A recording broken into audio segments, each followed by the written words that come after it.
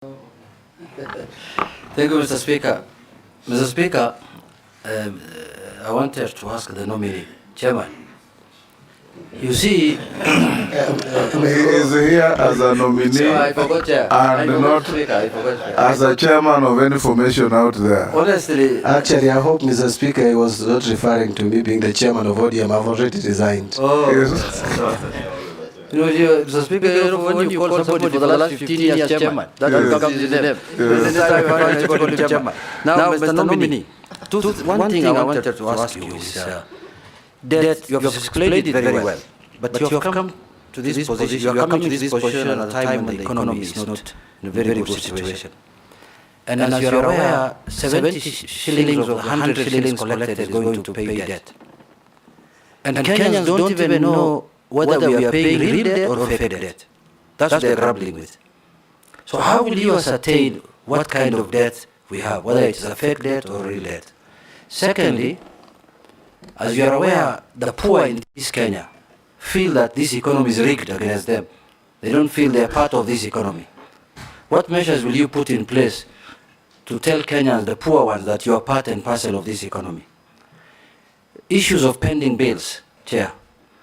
Issues of 30% of the budget. I mean, nominee. Nominee. Issues of 30%. How will you achieve 30% of our budget to go to the development expenditure? My last question is, nominee. You know very well, me and you never believed in this bottom-up economy. Now we have found ourselves here. You know what we believed in. You know your principle must guide you. How are you going to marry these different thoughts of bottom-up economy and what you believed in? You participated in manufacturing another economic manifesto.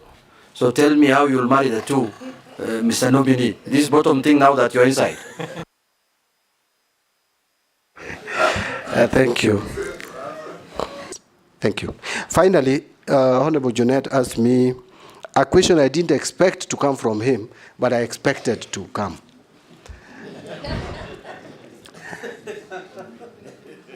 Mr. Speaker, I've been asked about bottom-up.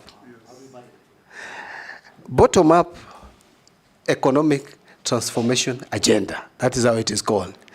Let me tell you, through you, Mr. Speaker, tell Honorable Junet this, that bottom-up is actually a concept of UDA, read Kenya Kwanza.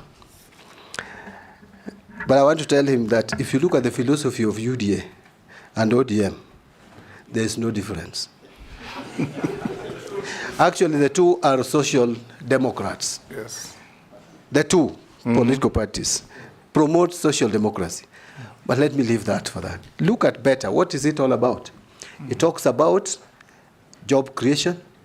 It talks about cost of living. It talks about agricultural productivity. It talks about digital economy. What about ODM? What was in our manifesto? We talked about the same. Actually, the better concept is on value addition. Now, ODM manifesto, which I participated in drafting, we had manufacturing, emphasizing on agriculture as raw material. So it is manufacturing supported by agriculture. Did you read Animal Farm? I read it some time back, Mr. Speaker. Yes. But now, better is on value addition. Yes. For agriculture for value addition. ODM, agriculture for manufacturing. Semantics. But again, finally, Mr. Speaker, housing was our concept, both of us. But finally, Mr. Speaker, there is the Constitution and the PFM Act, which will guide my conduct in office, if approved. Thank you. Naisula? Yes. If you allow me, Honorable Speaker, just a supplementary on one of the things. Reasonably being controlled now at 4.6%. We must also be alive to the fact that we must balance the two. There must be a net-off effect so that we also grow our economy. Thank you. Finally, there was the issue of what do we do about the poor and the pending bills. Pending bills is a serious matter, Mr. Speaker. I think it is something that we must agree on. I know we are moving as a country to accrual basis. As an accountant, I know with the accrual basis of accounting, then we will not be talking about pending bills because there will be no cutoff. Any bill that comes will automatically move to the next financial year and pay it. But these pending bills, a lot of them are also fictitious. I know there is a committee in place, and I don't want to criticize that committee. I know it is headed by the former Auditor General, Edward Ouko. But Mr. Speaker, I ask myself this question. The pending bills that I'm told have been submitted to that committee, or before that committee, is upwards of 663 billion claims. And there are a total of 114,000 plus of those claims.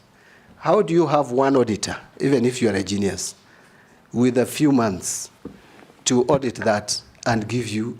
So what I'm saying in a nutshell, Mr. Speaker, is that we need to have a system where there is nothing like pending bills verification, because it has become a way of just failing to pay bills that are owed. We must have a system. Not only that, nominee, you remember about 8 years ago, there was a committee to verify pending bills.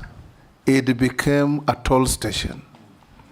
And all the committee was doing is go to a town like Eldoret, pitch in a hotel, and people with so-called pending bills turn up with briefcases and have their pending bills approved. Exactly. You remember? Yes. Yes. And what are you going to do differently? It may happen again and again.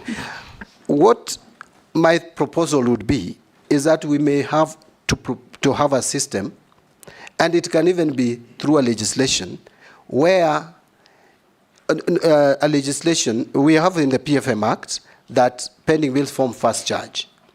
But we should criminalize failure to pay pending bills. But above all, as CS Finance, which does not even require any policy or any legislative intervention, I will make sure that we have a system in place which locks anyone who attempts to pay a new bill and ignoring an old one. The system can lock you out, so that first in, first out. If a bill is supposed to be payable, let it be paid. This idea, I remember I've been an accountant at the University of Nairobi, and during our time, Mr. Speaker, what used to happen is you'd prepare checks. You know, there was cash flow problems. You'd prepare checks and put them in a drawer, many of them, a bundle. And so people come, and there was a big black book which was called check register. So the suppliers come, and checks are issued through that register. So depending on how nice you talk to the accounts department, then your check is released. Yet the one for Honorable